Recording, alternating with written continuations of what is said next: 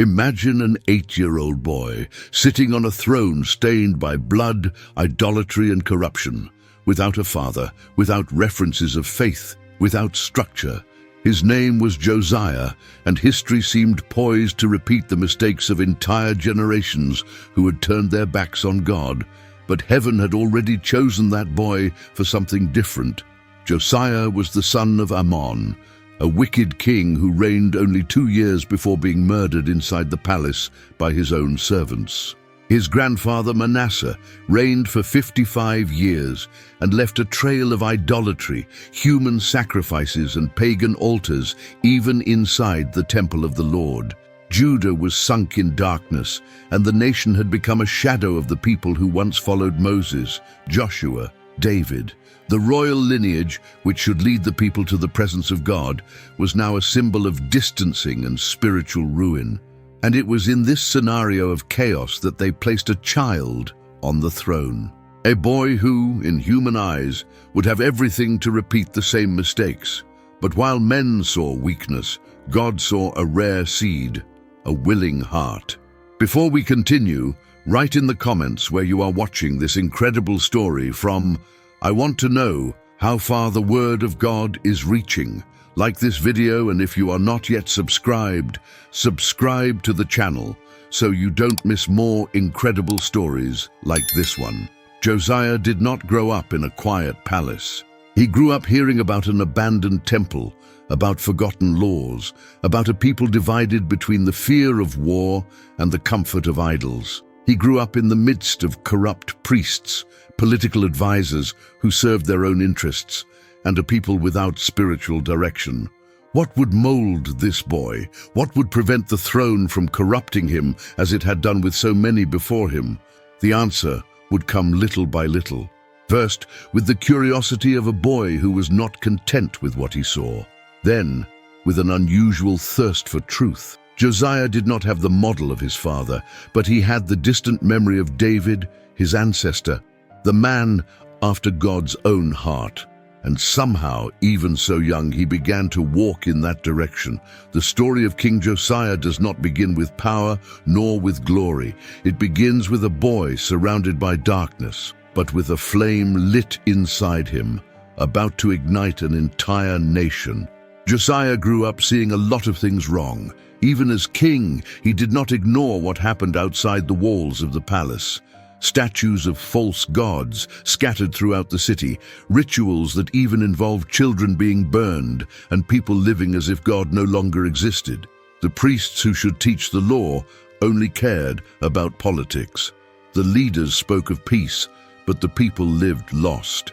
At the age of 16, Josiah began to change. He had already been on the throne for 8 years. Still young, but with a thirst to understand what was right. No one forced him to seek God. No one pushed him. He simply felt that he needed something true. And he decided to follow in the footsteps of David, the one he only knew from hearing about. It was not a public decision. It was personal, something that happened in the silence of his heart. He began to seek God with sincerity. This was the turning point, because even being young, Josiah didn't want to pretend that everything was all right. He knew that the people were far from God, and that the fault for this came from within the palace itself, from his family. And even so, he didn't run away from it. He didn't hide the past. He faced it, and he started making different decisions. At the age of 20, Josiah took the next step. He ordered the demolition of everything that reminded of false gods, altars, poles, idols, images. Everything was destroyed. He didn't just stay in Jerusalem. He traveled through other cities of Judah and even through parts of Israel that were already in ruins, just to make sure the altars were really broken. He didn't want to leave traces of the error, and the people, who at first only watched, began to realize that this king was different. The most impressive thing is that Josiah did all this without yet having heard the law of God. He did not know all the commandments, but even so, his heart already showed the right path. It was as if God was guiding step by step, and Josiah was obeying without arguing, without trying to negotiate. He was cleaning the land, But what came next would clean something even deeper. The cleansing movement that Josiah started was not symbolic. It was practical, direct, complete. He wasn't doing it to please anyone, nor to gain political support. He wanted to obey, even without yet having all the instructions in hand. And that made all the difference. He ordered that all the altars built to Baal, to Asherah, and to the other foreign gods that his predecessors had allowed be torn down. He left no altar standing. And when any local leader tried to hide or preserve something, Josiah ordered it destroyed as well. He knew that it wasn't possible to do this halfway. If he left just one altar, the people would return to it sooner or later. That's why he was so radical. But Josiah did not stay only in Judah. He crossed the boundaries of his territory and went to cities that previously belonged to the northern kingdom, such as Samaria and Bethel. Even these regions were already almost empty. He made a point of ending everything that still reminded of the times of idolatry. He took bones of pagan priests from the tombs and burned them on the very altars they used. It was the way to show that that time had ended. It was not a light reform. There was resistance. There was confrontation with ancient traditions that had been rooted in the people for generations. But Josiah did not back down. He didn't care about people's opinions. He wanted to do what was right before God. When ordering the cleaning of the temple in Jerusalem, he also removed all objects made for pagan rituals. There had been things hidden inside there for years. There were images, clothes, utensils, all prepared for cults that had nothing to do with the God of Israel. Josiah took everything out and ordered it to be burned. Those who saw this from the outside might think it exaggerated, but what Josiah was doing was more than a religious reform. He was breaking the curses that came with each of those idols, curses planted generation after generation since the times of Solomon. He was tearing up the root of the problem. Everything that offended God was being eliminated. Nothing would be hidden. Nothing would be ignored. The land was being cleaned on the outside, but there was still something missing that no one expected to find again. As the workers carried out Josiah's order to restore the temple, something unexpected happened. In the midst of the tidying, the priest Hilkiah found an ancient scroll hidden among the forgotten objects in the temple. It wasn't just any scroll. It was the book of the law of the Lord given to Moses. It had been so long since anyone had seen or read this book that many no longer knew of its existence. Hilkiah gave the book to Shaphan, the king's secretary, and Shaphan, without wasting time, took the book to Josiah. He read the contents aloud inside the palace. Josiah listened to everything in silence. As the words were being read, he realized the distance between what God had asked for and what the people were living. Each law, each commandment, each warning, everything seemed new, but at the same time heavy.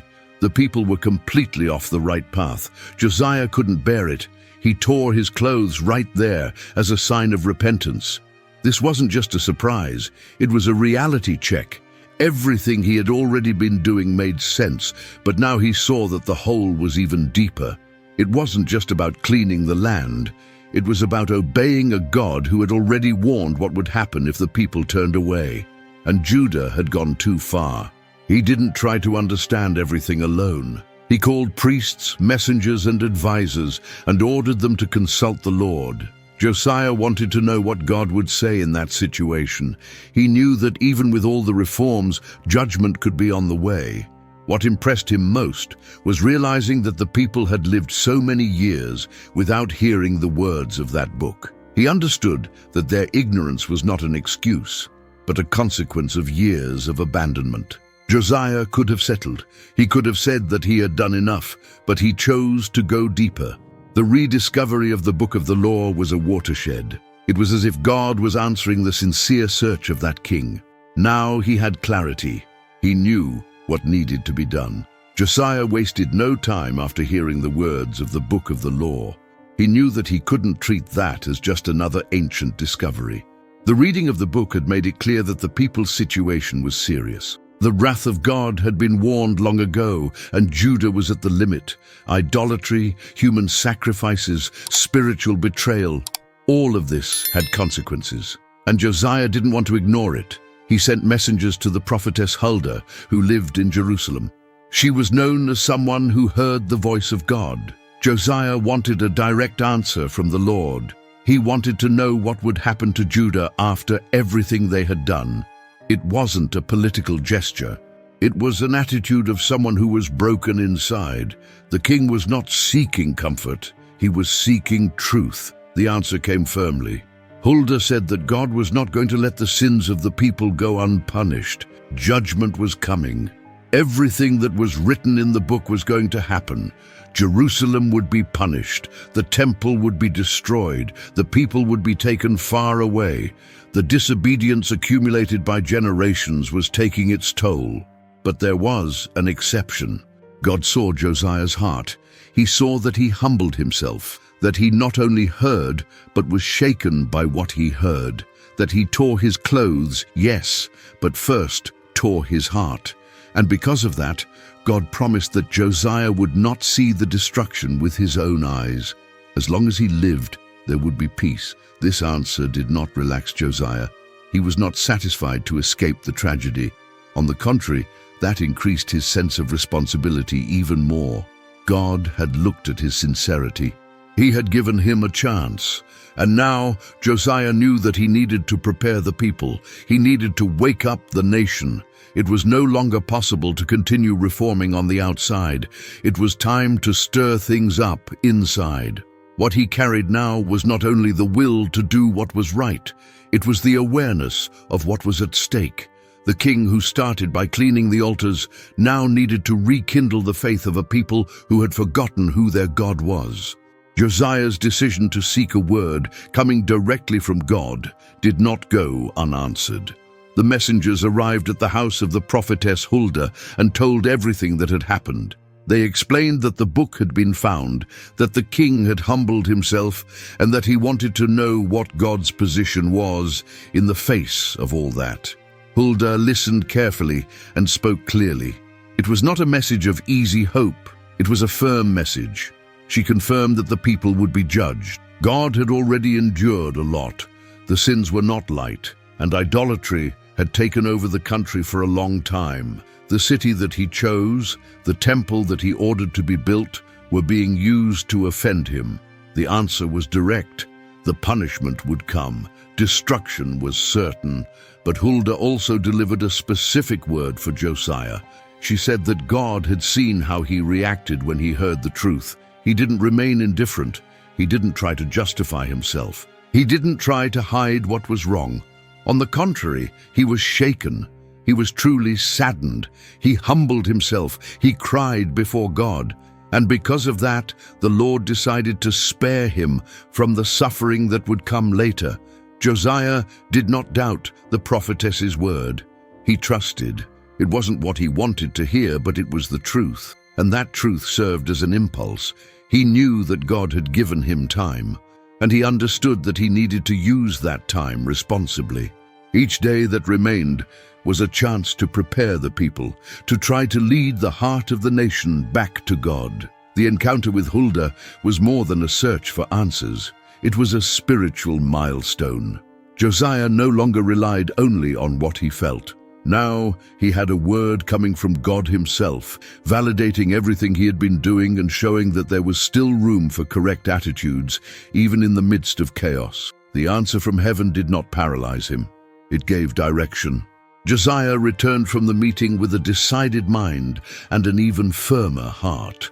What he would do from then on would not only be on his own initiative, but in obedience to what God had already spoken. Josiah returned decided from the meeting with the prophetess. The answer he received left no doubts. God had spoken, and now it was time to act with even more firmness. The nation needed a collective call. It was no longer enough to act behind the scenes. Josiah understood that the next step needed to involve all the people. They needed to hear with their own ears the content of the book of the law. They needed to know what God expected of them. He gathered everyone in Jerusalem. He didn't just send the leaders, but called the common people, the priests, the prophets, the elders. No one was left out. It was important that everyone was before the same truth. Josiah took the book and in a loud voice read every word for everyone to hear. Those words, forgotten for so many years, now echoed in the heart of the city. No one could claim ignorance anymore. Everything was clear there. After the reading, Josiah made a public commitment. He stood before everyone and declared that he would serve God with everything he had, that he would obey the commandments, and that he would do everything to fulfill every word of that book. And more than that, he invited the people to enter into this alliance with him. It wasn't an imposition, it was an invitation, and the answer was positive. The people accepted. This decision marked a new time. Josiah ordered that all objects connected to any pagan cult be removed and destroyed. What still remained of idolatry was eliminated. The priests who were involved in wrong practices were removed. The worship system was reorganized based on the law, and the Levites returned to perform their duties in the right way. Families began to understand what it was to serve God in truth. The temple returned to being the center of worship. The feasts stopped being just tradition and started to make sense again. Josiah wasn't just cleaning structures, he was calling the people back to a relationship with God. The renewed covenant was more than a public act. It was a real chance for a fresh start. And Josiah, at the head of everyone, showed that it was possible to choose a new path, even after so many years of separation. After the renewed covenant, Josiah knew that the people needed to live that in practice. It wasn't enough just to promise faithfulness. It was necessary to act as someone who really serves God. Among all the guidelines of the Book of the Law, one of the clearest was the celebration of Passover. That feast had been established by God to remember the exodus from Egypt, the liberation of the people, and the beginning of the walk with Him. But it had been a long time since it had been celebrated as it should. Josiah gathered the religious leaders and organized all the details. He gave orders for the temple to be ready, with the priests and Levites in their correct shifts, as the law commanded. He himself contributed thousands of animals for the sacrifices so that everyone could participate, even the poorest. The leaders of the people followed the example and did the same. No one was left out. On the day of the celebration, Jerusalem was full. People from all corners came to participate. It was a different atmosphere. It wasn't just any party. The people were before something that many had never lived. They heard the ancient text being read. They saw the priests following each step of the ritual with respect and attention. This was new to an entire generation that had grown up without knowing the true traditions. The Levites sang the psalms, played the instruments, organized the sacrifices, and served the people with dedication. Everything was done according to what was written in the book of the law. It was as if each gesture, each word, each dish served had the objective of remembering who their God was and what He had done in the past. Josiah participated closely without exempting himself. He was there as part of the people, not just as king. That celebration marked history. Since the times of the judges and the first kings, there had never been a Passover like that, not only because of the organization, but because of the sincerity with which it was done. Josiah wasn't just fulfilling a rule, he was restoring a memory, calling the people to remember where they had come from and who was the God who still sustained them. All of this showed that the change was real. The people were reconnecting with their origin. Time passed, and Josiah continued firm in his purpose to keep the people on God's paths. Even knowing that the judgment against Judah was still decreed, he did not give up. He continued to lead with justice, keeping the temple in order, encouraging obedience and avoiding any breach for idolatry to return. His faithfulness was not based on rewards. It was a decision. At the same time, conflicts between neighboring kingdoms increased. Egypt was on the move, trying to go north to fight against Babylon. Pharaoh Necho, with his army, went up through the territory of Judah to reach the city of Carchemish. Josiah knew of this and decided to prevent passage. No one knows for sure the reason for Josiah's decision. The biblical text does not explain whether he acted by strategy, patriotism, or impulse. What is clear is that the Pharaoh sent word that he had no intention of warring against Judah. He asked Josiah not to get involved, even saying that God had sent him on that mission. Even so, Josiah went to meet him on the battlefield. To try to protect himself, Josiah disguised himself. He didn't wear the royal clothes. He entered the war as a common soldier. But in the middle of the battle, he was hit by arrows. He was seriously injured and had to be withdrawn in a hurry.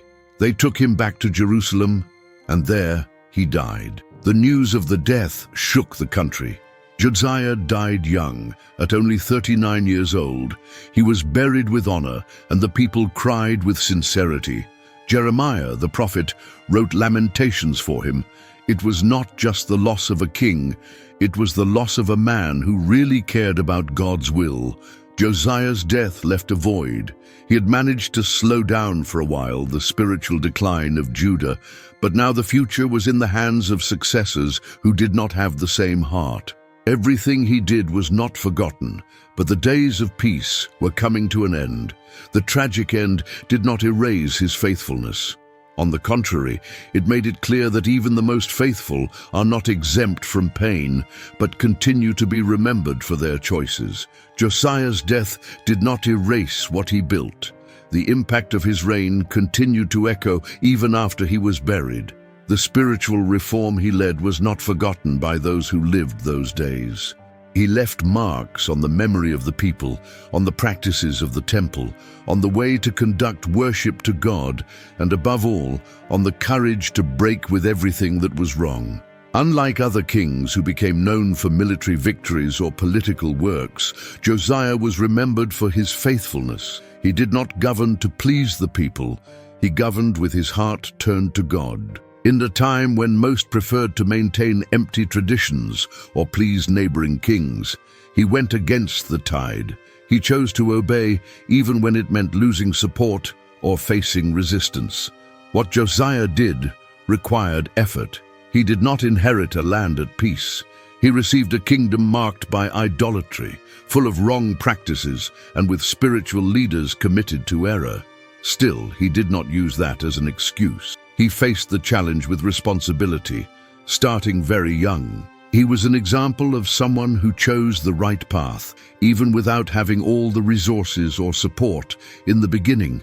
The scriptures make it clear that before him, there was no king who gave himself so much to the Lord with all his soul, with all his understanding and with all his strength. And after him there was no one equal either. This is the testimony left by God about Josiah. This shows that the transformation he promoted was not just external, it was deep, true, sincere. The people felt the difference when he died. His children did not follow the same path, and soon the country went back to plunging into chaos. This only reinforced even more the value of what Josiah had done. He was an outlier, a respite of obedience in the midst of a long history of disobedience. Josiah's legacy shows that even in difficult times, it is still possible to do what is right, that a determined person can change a nation, and that God continues to look at those who choose to walk with him, even when the rest of the world goes in the opposite direction. If you like Bible stories like this one, I invite you to subscribe to our channel so you don't miss the next videos. Leave your like and share this video with someone you love and need to learn more about the Word of God. May God bless you, and until the next video.